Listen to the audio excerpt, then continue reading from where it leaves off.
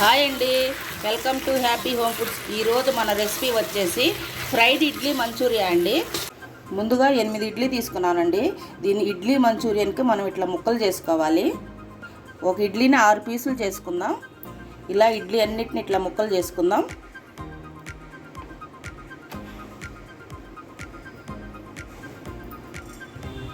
ఇదిగోండి, ముక్కలన్నీ ఇలా కట్ చేసుకున్నాను.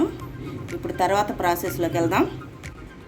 ఇప్పుడు కప్పు మైదా వేసుకుంటున్నానండి, కప్పు కార్న్ ఫ్లోరు,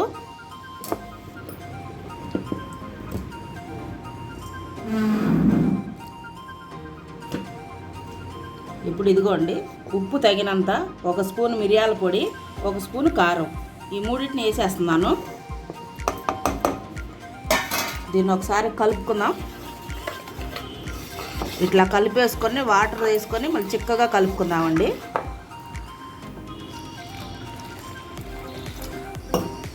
సరిపడా వాటర్ పోసి కలుపుకుందాం. ఇదిగోండి, ఇలా కలుపుకోవాలి చిక్కగా. మన ఇడ్లీని ఇలా ముంచాలి. ఇలా ఇప్పుడు ఆయిల్ వేడి పెట్టుకుందాం. ఆయిల్ వేడైందండి. ఇందాక మనం కలుపుకున్నాం కదా పేస్టు, ఆ పేస్ట్లో ఇడ్లీ ముంచుకొని ఈ ఆయిల్లో వేసేయటమే. ఇలా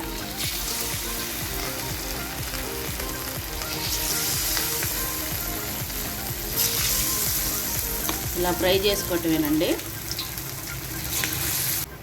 ఇదిగోండి, మన ఇడ్లీ ఫ్రై అయిపోయింది. ఇదిగో ఈ మాదిరిగా రావాలా, బ్రౌన్ కలర్ రావాలి. తీసేస్తున్నాను ప్లేట్లోకి. ఇప్పుడు ఒక కప్పులో 2 స్పూన్లు కార్న్ ఫ్లోర్ వేసుకుందామండి. వేసుకొని ఇది వాటర్ వేసుకొని బాగా పల్చగా కలుపుకుందాం. ఇలా ఇదే బాండీలో ఆయిల్ వంచేసి కొద్దిగా ఆయిల్ పోసుకున్నానండి. ఇప్పుడు చిన్నులపాయలు వేస్తున్నాను, సన్నగా తరిగిన చిన్నులపాయలు, అల్లం ముక్కలు, పచ్చిమిర్చి ముక్కలు. ఇదంతా 1 నిమిషం ఫ్రై చేద్దాము.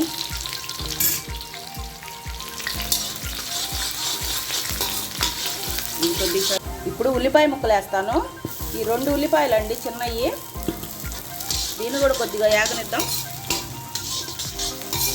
ఉల్లిపాయ వేగిందండి. ఇప్పుడు క్యాప్సికమ్ వేస్తున్నాను, 3 క్యాప్సికము. దీన్ని కూడా కొద్దిగా ఫ్రై చేసుకుందాం.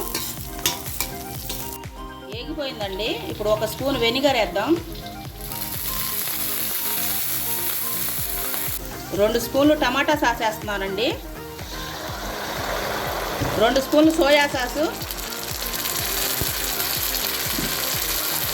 చిల్లీ పేస్ట్ 2 స్పూన్లు. దీన్ని బాగా కలుపుదాం ఒకసారి. ఇందాక మనం కలుపుకున్నాం కదండి కార్న్ ఫ్లోరు, ఇది దాంట్లో పోసేస్తున్నానండి.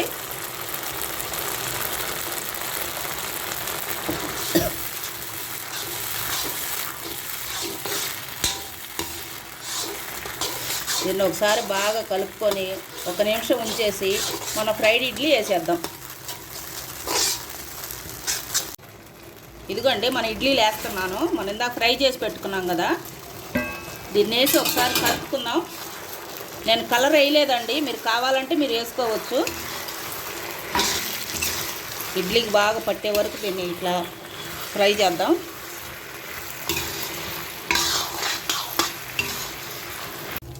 అయిపోయిందండి మన మంచూరియను.